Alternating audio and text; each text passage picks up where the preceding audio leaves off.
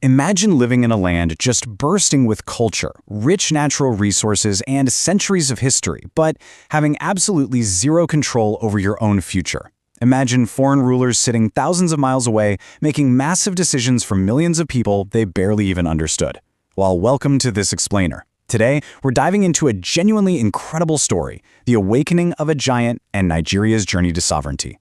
For decades, foreign rule was just the daily reality in the territory we now know as Nigeria. But on one unforgettable night, the whole script flipped. Now, when we think of independence movements, right, our minds usually jump straight to violent revolutions and bloody battlefields. But how do you actually defeat an empire without a massive war?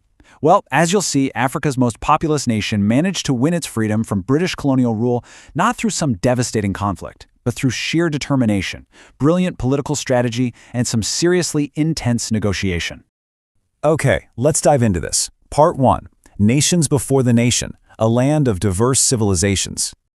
To really grasp this journey to independence, we've got to travel back to a time before the country of Nigeria even existed. Long before any European ships arrived, this region was home to some of Africa's greatest and most diverse civilizations. Up in the north, you had the Sokoto Caliphate, completely dominating vast territories with a highly sophisticated Islamic political system. Then, over in the west, the Yoruba kingdoms, places like Oyo and Ife, were flourishing. I mean, they were literal centers of art, trade, and serious military power. And down in the east, the Igbo communities were incredibly organized around local governance, agriculture, and these massive, thriving trade networks. So these were vast, fiercely independent societies. We're talking unique languages, their own laws, their own armies. They weren't a single country at all. They were many distinct, powerful nations.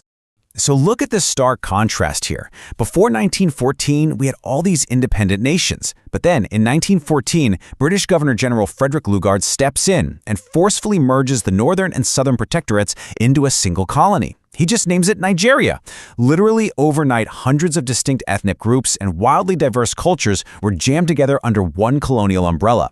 And history's pretty clear on this point. This was a move made purely for British administrative convenience. It had absolutely nothing to do with Nigerian unity. Part 2. Under the British Empire, Trade, Control, and Amalgamation.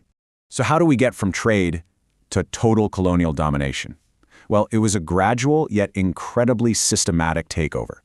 Back in the 19th century, British involvement was mostly just about commerce. They were after palm oil, which was a massive, massive commodity during the Industrial Revolution. But trade very quickly morphed into intense political pressure. Through a mix of treaties, economic strong-arming, and outright military campaigns, Britain just kept expanding its reach until by the year 1900, they had locked down complete territorial control, and that, of course, led directly to that pivotal 1914 amalgamation we just talked about. Now, what's really interesting here is the dual nature of life under colonial rule.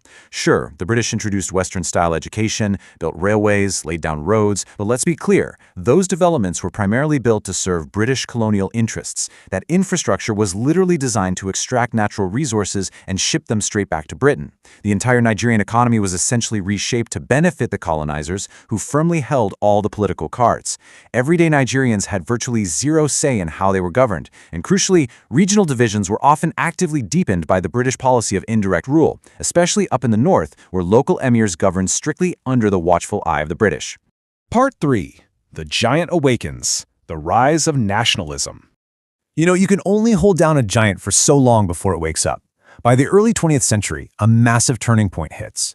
A new, highly educated Nigerian middle class of teachers, lawyers, journalists, and civil servants starts demanding their rights. And right at the forefront of this movement was Herbert Macaulay. Often called the father of Nigerian nationalism, Macaulay was one of the earliest and definitely loudest voices pushing back against colonial policies. And he didn't just speak out, the man organized. Through nationalist newspapers, student protests, and widespread labor strikes, his early activism fired up an entire generation to finally stand up and demand a voice.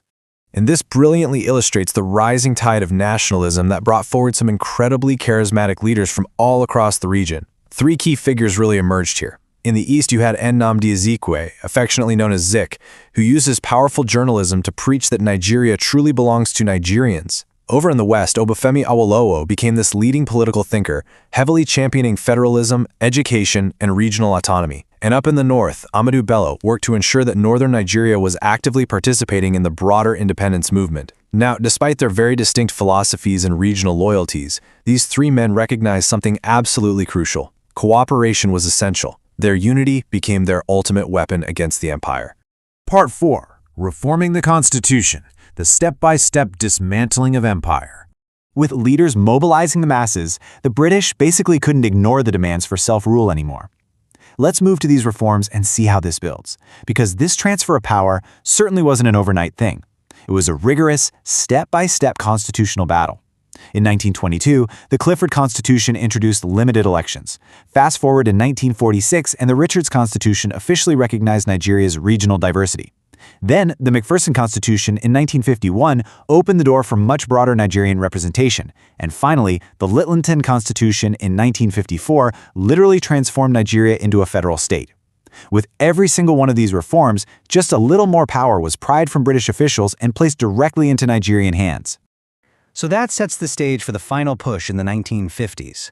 First off, the global political climate shifted dramatically after World War II, which severely weakened European empires across the board.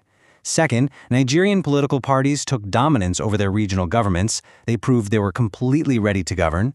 Third, these national leaders took the fight straight to London, engaging in some incredibly intense constitutional conferences. And finally, step 4, Britain yields. They officially agree to a hard date for sovereignty, October 1, 1960. Part 5. A Sovereign Nation Born, October 1, 1960. The announcement electrified the nation. I want you to really picture the scene in Lagos, which was the capital at the time. The streets are absolutely packed. The air is just thick with anticipation. The clock ticks closer to midnight. The massive, celebrating crowds suddenly hush. A heavy, expectant silence falls over the entire city. Tick, tick, tick. And slowly, methodically, the Union Jack, the ultimate symbol of British rule for decades, is lowered for the very last time.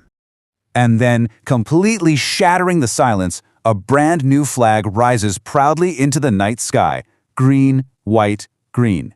Deafening cheers absolutely erupt. Fireworks are lighting up the dark. People danced in the streets literally until dawn. Against all odds, a dream had become reality. A nation was born. At that historic moment, Prime Minister Abubakar Tafawa Balewa stepped up and addressed the entire world with these unforgettable, powerful words. Nigeria is now an independent, sovereign nation. It gives you goosebumps, doesn't it? After decades of colonial rule, Nigeria was finally free. In the immediate aftermath, this new government moved fast. Nigeria officially joined the Commonwealth. Nnamdi Azikiwe was named Governor General, while Abubakar Tafawa Balewa led the government as Prime Minister. And just 3 years later, in 1963, Nigeria officially became a republic, with Azikiwe stepping up as its first president. Now, this is a big deal because it meant there were no longer a dominion under the Queen. It completely officially severed those final constitutional ties to the British monarchy. But, as we all know from studying history, while freedom was won, nation-building had really only just begun. It's a bit of a sobering reality.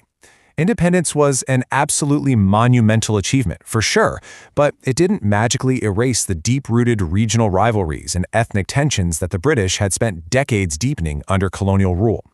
Almost immediately, political competition grew fierce, and it really began testing the very foundations of this young nation. So the crucial point is, despite those internal challenges, we simply cannot overstate the massive historical impact of 1960. Nigeria's negotiated victory didn't just free one nation, it became this brilliant beacon of hope across the entire continent. As Africa's most populous independent country, Nigeria immediately used its new platform to support anti-colonial struggles in places like Angola, Zimbabwe, and South Africa. Their success pretty much symbolized the ultimate decline of European colonialism in Africa. The leaders of Nigeria overcame incredible odds to defeat an empire through vision, unity, and courage, proving once and for all that freedom actually can be won at the negotiating table. But as we wrap up this explainer, it leaves us with a really compelling thought to reflect on. Freedom was won without a massive war, yes, but could this newly awakened giant survive the fierce, complex trials of nation-building? It's a fascinating, turbulent future that Nigeria stepped into that night in 1960. Thank you so much for joining me on this explainer. Take this story with you and keep exploring the history that shapes our world today.